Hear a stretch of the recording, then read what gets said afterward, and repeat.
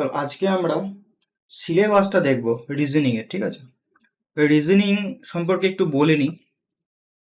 দেখো, প্রথমেই বলে রাখি, এই রিজনিংটা কিন্তু ম্যাথমেটিক্সের মতনই টাইম টেকিং। মানে রিজনিং তোমাকে এখানে লজিক খুঁজতে হবে, আর ম্যাথমেটিক্সে কি হয়েছিল, অঙ্কের ক্ষেত্রে তোমাকে বেসিক দিয়ে অঙ্কগুলোকে করতে হতো। ম্যাথসের ক্ষেত্রে বেসিক, আর রিজনিং এর ক্ষেত্রে লজিক। এই দুটো জিনিস এখানে কিন্তু কাজে লাগবে। বাট ম্যাথসের তুলনায় রিজনিংটা আমি বলবো তুলনামূলকভাবে সহজ নাম্বার পাওয়া। অনেকে হয়তো ম্যাথসে বেশি নাম্বার না পেলেও রিজনিংটা অনেকে ভালো নাম্বার পায়। ঠিক আছে, তো রিজনিং এর ক্ষেত্রে কিছু কিছু জিনিস আমাদেরকে লক্ষ্য রাখতে হবে। এটাও কিন্তু মানে এক্সামে খুব ইম্পর্টেন্ট একটা রোল প্লে করে ক্র্যাক করার জন্য। কারণ ম্যাথস আর রিজনিং এমন দুটো সাবজেক্ট যেখানে তোমার যদি বেসিক বা লজিক ক্লিয়ার থাকে না, তুমি কিন্তু স্কোর করে আসতে পারবে। রিজনিং আর ম্যাথস, জিকে ইংলিশের ক্ষেত্রে তোমাকে সেটা মনে রাখার একটা বিষয় থাকে। তোমার যদি ডেটা মানে আগে থেকে তুমি যদি ওই বিষয়টা ওই কোশ্চেনটা পড়ে থেকেছো তাহলেই অ্যান্সার করতে পারবে। কিন্তু ওই ম্যাথস রিজনিং এর ক্ষেত্রে তোমার বেসিক আর লজিক যদি ঠিকঠাক থাকে তুমি করে দিয়ে আসতে পারবে। কিন্তু এটা টাইম টেকিং, পরীক্ষায় সব থেকে বেশি টাইম খায় ম্যাথস আর রিজনিং এর। এটা নিশ্চয়ই সবাই জানো কম বেশি, তাই তো?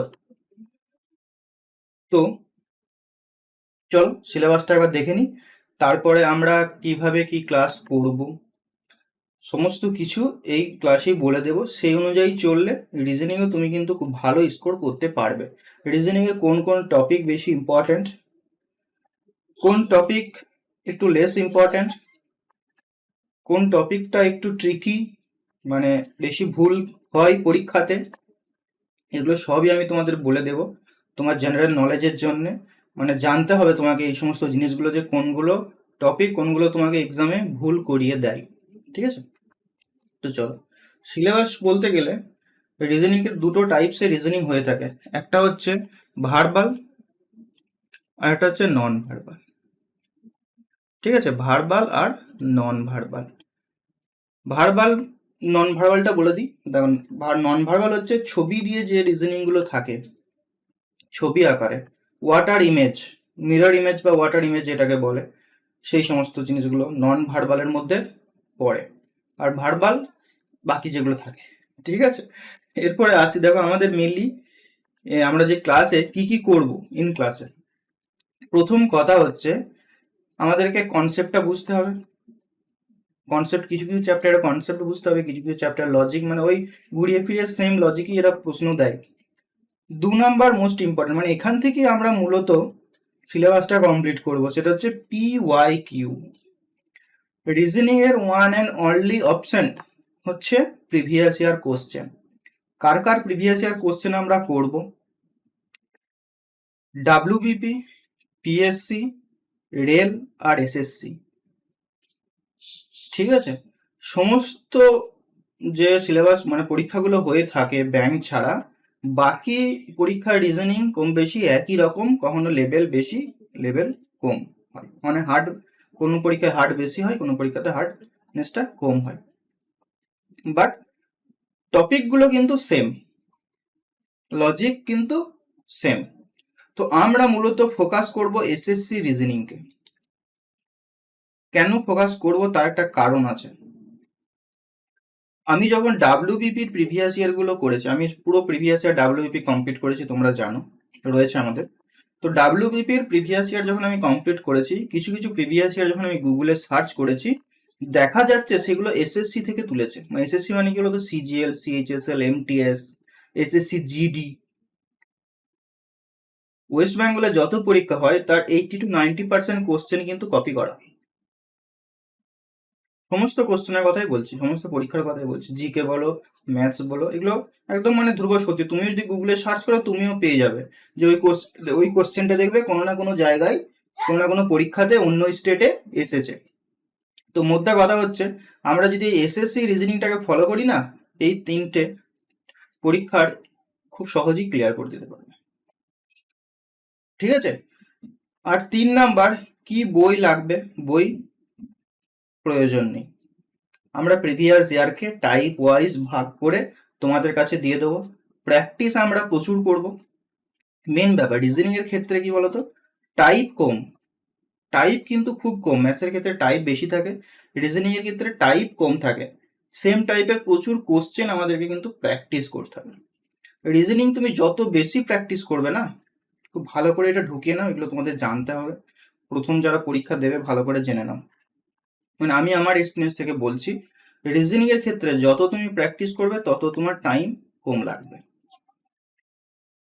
আমাদেরকে যদি পরীক্ষার বাইরে রিজনিং করতে দেওয়া হয়, আমরা কিন্তু সেই রিজনিংগুলো করে দেব, টাইম লাগবে হয়তো, বাট পরীক্ষার সময় মেন ফ্যাক্ট যেটা থাকে সেটা হচ্ছে টাইমের ব্যাপারটা থাকে। তো রিজনিং এর টাইমটাকে তোমাকে কমিয়ে আনতে হবে। রোজ রিজনিং কঠিন কিন্তু থাকে না, স্টেটের বা এই সমস্ত পরীক্ষাতে বলো, 2-4টা অঙ্ক ছাড়া, রিজনিং ছাড়া। কিন্তু তুমি যদি প্র্যাকটিস করো না নিয়ম করে, রিজনিংয়েও তুমি ফুল স্কোর করতে পারবে। ম্যাথসেও যেমন ফুল স্কোর করাটা সহজ, রিজনিং এর ক্ষেত্রেও কিন্তু সহজ। তো তার জন্য মেন ফ্যাক্ট যেটা হয়ে থাকে সেটা হচ্ছে টাইমটা তোমাকে কিন্তু ঠিকঠাকভাবে ম্যানেজ করতে হবে। আর এই দুটো সাবজেক্ট ম্যাথস আর রিজনিং কেউ যদি ভালোভাবে নিজের গ্রিপে নিয়ে আসতে পারে, যে কোনো পরীক্ষা বলে বলে মানে ক্র্যাক করবে। জিকেটাকে অবশ্যই গুরুত্ব দিতে হবে, ইংলিশকেও গুরুত্ব দিতে হবে, এমনটা নয় যে ওদেরকে ছাড়া তুমি ক্র্যাক করতে পারবে, বাট এটা হচ্ছে সেফ। তুমি যখন কোনো পরীক্ষাতে জিকে যদি কঠিন করে দেয়, সেটা সবার জন্য কঠিন হয়ে যাবে, সবার জন্যই কিন্তু কঠিন হয়ে যাবে। বাট ম্যাথস আর রিজনিং কঠিন করার জায়গা আছে বলবো না, কিন্তু তোমার যদি প্র্যাকটিস থাকে তুমি ম্যাথ আর রিজনিং অ্যাটলিস্ট করে আসতে পারবে অন্যদের থেকে। আমি কি বলতে চাইছি বুঝতে পারছো? তো সেজন্য আমাদের ম্যাথস রিজনিং এ বেশি ফোকাস করতে হবে, এবং প্র্যাকটিসটা রিজনিং এর ক্ষেত্রে খুব ইম্পর্টেন্ট, সেটা আমি তোমাদেরকে দিয়ে করিয়ে নেব। শুধুমাত্র আমি যে হোম টাস্কগুলো দেবো বা ডেলি বেসিসে আমি তোমাদেরকে একটা কাজ দেওয়া মানে হোম টাস্ক দেওয়ার চেষ্টা করব, অবশ্যই সেটা প্রিভিয়াস ইয়ার হবে। তো সেই হোম টাস্কগুলো তোমরা কমপ্লিট করবে, বেশি দেবো না, হয়তো হার্ডলি দিনে 10টা রিজনিং করতে দেবো। তুমি যদি 10টা রিজনিং করো, মাসে 300টা হবে, 6 মাসে 1800টা রিজনিং হবে, বিরাট ব্যাপার সেটা। ঠিক আছে? তো সেই প্র্যাকটিসগুলো করবে। আমি চেষ্টা করব 10টার বেশি দেওয়া, কিন্তু মিনিমাম 10টা তোমাদেরকে দেব। এবং তোমরা এই রিজনিংগুলো কমপ্লিট করার পর যেগুলো পারবে না সেগুলো তুমি ক্লাসে তো বলবি। সব থেকে ভালো হয় ক্লাসে বলার থেকে তোমরা চেষ্টা করবে যে গ্রুপটা রয়েছে সেই গ্রুপের মধ্যে ডিসকাস করে নেওয়া। কারণ রিজনিংয়ে বোঝার থেকে লজিকটা তোমাকে যদি কেউ ধরিয়ে দেয়, তুমি কিন্তু ইজিলি করতে পারবে। ক্লিয়ার? এরপর দেখো, নেক্সট হচ্ছে চ্যাপ্টার নেমগুলো একটু দেখে নিই। এগুলো আমি যেগুলো বানিয়েছি এগুলো সব প্রিভিয়াস ইয়ারে বেশি রিপিট হয়। মেনলি এই কটা 20টা রয়েছে, আরো হয়তো 2-4টা চ্যাপ্টার থাকতে পারে, সেটা আমরা দেখে নেব পরে, প্রিভিয়াস ইয়ার করতে করতে দেখে নেব। মূলত এই সমস্ত যে চ্যাপ্টারগুলো আমি লিখেছি, স্ক্রিনে তোমরা দেখতে পাচ্ছ 20টা চ্যাপ্টার লেখা রয়েছে। এখান থেকেই রিজনিং বেশি বেশি কিন্তু দেয়, এবং চ্যাপ্টারগুলো খুব ইজি। তার মধ্যে কিছু কিছু চ্যাপ্টার আছে যেগুলো তোমার পরীক্ষাতে একটু ভুল হওয়ার সম্ভাবনা থাকে। মানে এটা ভুলটা কেন হয়, তাড়াহুড়োতে ভুল হয়, আর কিছু না। বেসিক্স জিনিস সবই সহজ, কিন্তু তাড়াহুড়ো করতে গিয়ে ভুল হয়। তার মধ্যে হচ্ছে এই র্যাঙ্কিংটা একটা রয়েছে, সিটিং অ্যারেঞ্জমেন্ট আর টাইম টেকিং। কোন কোন চ্যাপ্টার টাইম টেকিং সেটা আমি বলে দিচ্ছি। Seating arrangement, time taking, time নেই, তবে এগুলো ট্রিক্স আছে, আমরা সেগুলো দেখব কিভাবে ট্রিক্সের সাহায্যে অ্যান্সার বের করা যায়। স্টেটমেন্ট কনক্লুশন অনেক সময় কি হয় বলতো, মানে এতে চলে আসে, মানে স্টেটমেন্ট কনক্লুশন অনেক সময় একটু ভুল হয়ে যায় অসাবধানতা বশত, এটা আমাদের ভালো করে দেখতে হবে। কাউন্টিং ফিগার তাড়াহুড়োতে টাইম নেই, যদি তোমার ট্রিক্সটা না মনে থাকে, এবং ভুল হয়, এগুলো ভুল করাই পরীক্ষাতে। তারপর হচ্ছে ডিরেকশন টেস্ট, যদি একটু অসাবধানতা ভাবে ডিরেকশন টেস্ট করো, ডিরেকশন টেস্ট, আচ্ছা ডিরেকশন টেস্ট মানে বুঝতে পারছো তো, ওই রাম দক্ষিণ দিকে গেল, তারপর 90 ডিগ্রি ঘুরে গেল বাম দিকে, তারপর আবার সোজা 5 কিলোমিটার গেল, এরকম করে যেগুলো থাকে আর কি ডিরেকশন টেস্ট। এগুলো তাড়াহুড়োতে এগুলো টাইম লাগে, বাট ভুলও হয়ে যায়। তো এই যে মানে এই যে চ্যাপ্টারগুলো একটু ভালো করে তোমরা কিন্তু নোট করবে, লিখে রাখবে ঠিকঠাক ভাবে। আর আমার কথা বলি, রিজনিং এর ক্ষেত্রে আমি নিজস্ব কোনো নোট করিনি। ম্যাথসে আমি তোমাদেরকে নোট করতে বলেছিলাম যে একটা খাতা করবে, সেই খাতা অনুযায়ী করবে, কিন্তু রিজনিং এর ক্ষেত্রে নোট করার কোনো জায়গা নেই। নোট হয়তো কিছু কিছু জায়গাতে নোট করতে হবে তোমাকে, যেমন ডাইস বা যেগুলো টিপস রয়েছে। তোমরা রিজনিং এর একটা জাস্ট খাতা করবে, সেখানে অঙ্ক নয়, সেখানে তোমার কনসেপ্ট থাকবে, রিজনিং থাকবে না, কনসেপ্টগুলো থাকবে যে এই জিনিসটা কিভাবে করতে হয় না হয়। ঠিক আছে, এটা আমি তোমাদের বলে দেবো কোনগুলো নোটে লিখবে। আর মেন ব্যাপার হচ্ছে রিজনিং তোমার কিন্তু প্র্যাকটিস করতে, যত বেশি প্র্যাকটিস করবে তত সেই লজিক ব্যাপারটা তোমার মাথার মধ্যে ঢুকবে, যে এই সিরিজটা রয়েছে, এই সিরিজে কি লজিক অ্যাপ্লাই হচ্ছে, ওই লজিকেই 5-6টা সিরিজ আবার হয়ে যায়। কিন্তু এই লজিকগুলো, যত ধরনের লজিক তুমি প্র্যাকটিস করবে না, তত বেশি তোমার মাথায় ওই চিন্তা ভাবনা করার ক্ষমতাটা আসবে। রিজনিং মানে আর কিছু না, একটা টাইমে একটা প্রশ্নকে দেখে তোমার মাথা কত তাড়াতাড়ি ভাবতে পারে, একটার সঙ্গে একটা কত তাড়াতাড়ি ম্যাচ করতে পারে, সেটা টেস্টই কিন্তু এই রিজনিং দ্বারা নেওয়া হয়। বুঝতে পেরেছো রিজনিংটা কেন ইনক্লুড করা হয়েছে? রিজনিং এ যখনই তোমার একটা কোশ্চেন আসে, তোমার মাথা কত স্পিডে সেটাকে প্রসেস করতে পারে। কম্পিউটারে যেমন থাকে না সিপিইউ, মাদারবোর্ড, প্রসেসর, সেই প্রসেসর যেটা থাকে, ওই প্রসেসর কি, যখন কোনো কিছু আমরা তাদেরকে কমান্ড দিই বা সার্চ করি, খুব তাড়াতাড়ি কিন্তু প্রসেস করে, ওই প্রসেসিং এর ব্যাপারটা, বা যোগ বিয়োগের যখন আমরা ক্যালকুলেটর ইউজ করি, প্রসেসিং এর ব্যাপারটা, এই প্রসেসিং এর ব্যাপারটা আমাদেরকে এরপর মাথাতে করতে হবে, মেন্টালি করতে হবে। এটার জন্যই রিজনিংটা দেওয়া হয়ে থাকে। কারণ এটা পরীক্ষার তো দিয়েছে, এরপর তোমার যে সার্ভিস লাইফে কেন কাজে লাগবে, সার্ভিস লাইফে কিন্তু কাজে লাগবে। তোমরা যখন বিভিন্ন ডিপার্টমেন্টে ঢুকবে, কেউ পুলিশে ঢুকবে, কেউ রেলে পাবে, কেউ অন্যান্য ডিপার্টমেন্টে ঢুকবে, সেখানে এমন কিছু প্রবলেম আসে যেগুলো ইনস্ট্যান্ট, খুব তাড়াতাড়ি তোমাকে সিদ্ধান্ত নিতে হবে। ঠিক আছে, তো সেই কুইক রেসপন্স যে ব্যাপারটা, সেটা তোমার মাথায় যেন আছে, এটা তোমাকে টেস্ট করে তারপরে সেই ডিপার্টমেন্টে নেওয়া হয়। বুঝতে পেরেছো? তো এই ভাবার যে বিষয়টা, সেটা যেন কতটা স্পিডে, কত তাড়াতাড়ি তুমি ডিসিশন নিতে পারছো, এটা করলে এটা হবে, এটা যদি না করি তাহলে এটা হবে, এইভাবে যে ব্যাপারগুলোকে মিলিয়ে একটা অ্যাকশন নেওয়া, সেটা কিন্তু এখান থেকে তৈরি হয়। ঠিক আছে, তো চলো চ্যাপ্টারগুলো একবার আমি বলে দিই কি কি আছে। সিরিজ, সিরিজ বিভিন্ন ভাগ আছে, আবার সিরিজের দেখবো আমরা টাইপ ওয়াইজ। ক্লাসিফিকেশন, আচ্ছা এগুলো একটা কাজ করি, তোমাদের একটা পিডিএফ ওপেন করে দেখাই আমি, যে এই বিষয়গুলো কি, মানে ধারণাটা তাহলে একটা চলে আসবে। হ্যাঁ দাঁড়াও, আমি একটা পিডিএফ ওপেন করে দেখাই।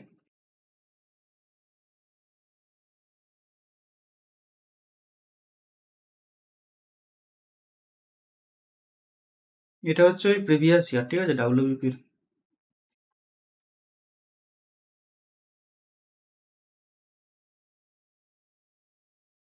দেখো সিরিজ চ্যাপ্টারটা একবার দেখে নাও। এই যে 7, 8, 17, 26, 35 নিয়ে পাশে একটা জিজ্ঞাসা চিহ্ন দিয়ে দিয়েছে, এগুলো সিরিজের মধ্যে থাকে, মানে এই লজিকটা আমাদেরকে খুঁজে বের করতে হবে। 8, 17, 26, 35, এই যে লজিকটা হচ্ছে, কি হিসাবে যাচ্ছে সেটা বের করতে হবে, তাহলেই তুমি জিজ্ঞাসা চিহ্ন যেটা দিয়েছে এটাকে খুঁজে পাবে। ঠিক আছে, এরকম সিরিজ দেখো বিভিন্ন ভাবে, ওখানে যেমন সংখ্যা দিয়েছিল, এখানে দেখো লেটার দিয়ে আছে, এগুলো আমরা দেখবো, জাস্ট একটু বলে দিচ্ছি আমি হালকা করে। লেটার দিয়ে আছে, ABCD, এই লেটারগুলো দিয়ে আছে সিরিজ। আবার নন ভার্বাল সিরিজ আছে, যেখানে ছবি দিয়ে দেবে, ছবি দিয়ে, সেটাও দেখবো। এটা সিরিজ গেল। ঠিক আছে, ক্লাসিফিকেশন, ক্লাসিফিকেশনে কিছু তোমাকে ABCD 4টা দিয়ে দিচ্ছে, নিয়ে বলছে যে এদের মধ্যে কোনটা আলাদা। ঠিক আছে, তারপর এরকম করে কিছু সংখ্যা দিয়ে দিচ্ছে, সরি কিছু ওয়ার্ড দিয়ে দিচ্ছে, নিয়ে বলছে এদের মধ্যে কোনটা আলাদা। দেখো ক্লাসিফিকেশন মানে তোমাকে ক্লাসিফাই করতে হবে, 3টে জিনিস একই রকম, তার মধ্যে একটা আলাদা রয়েছে। যেমন এখানে 4 জনের মধ্যে ধরো 3 জন ডাব্লিউবিপি পরীক্ষার জন্য প্রস্তুতি নিচ্ছে, আর একজন ধরো রেলের পরীক্ষা বা ব্যাংকের জন্য প্রস্তুতি নিচ্ছে, তাহলে কি 3 জন একই ক্যাটাগরির মধ্যে পড়ছে, তারা শুধুমাত্র ডাব্লিউবিপি দিচ্ছে, আর একজন ব্যাংক দিচ্ছে, সেই ব্যাংকটা হবে উত্তর, কারণ ও এখানে মানে আলাদা রয়েছে। গ্রুপ স্টাডি যদি করি, সে ব্যাংকের কি কিছু হেল্প পাবে? 3 জন ডাব্লিউবিপি, একজন ব্যাংক, 4 জন মিলে গ্রুপ স্টাডি করছে, কোনো লাভ হবে? ব্যাংকিং যে করছিস তার তো আলাদা একটা প্যাটার্ন আছে, ঠিক আছে? জাস্ট আমি বললাম এইভাবে আর কি।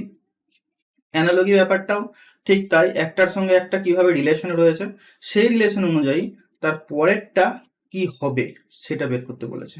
এটাকে বলা হচ্ছে অ্যানালজি বা অ্যানালজি যেরকম বলে। কোডিং ডিকোডিং খুব ইম্পর্টেন্ট, কারণ এখান থেকে কোশ্চেন তোমরা পাবেই পাবে, এবং খুব সহজ চ্যাপ্টার কোডিং ডিকোডিং। দেখো অঙ্কগুলো একটু দেখো, কোনো সাংকেতিক ভাষায় এইভাবে এটাকে লেখা হয়ে থাকে, এইভাবে বের করতে বলে আর কি, ঠিক আছে? কোডিং ডিকোডিং বিভিন্ন কোডে থাকে লেখাটা। এরপরে আসছি মিসিং নাম্বার। মিসিং নাম্বার, এই যে ছবি এরকম দিয়ে দেবে, নিয়ে বলবে এই প্যাটার্নটাকে ফলো করে এখানে এই জিজ্ঞাসা চিহ্নটাতে কি হবে।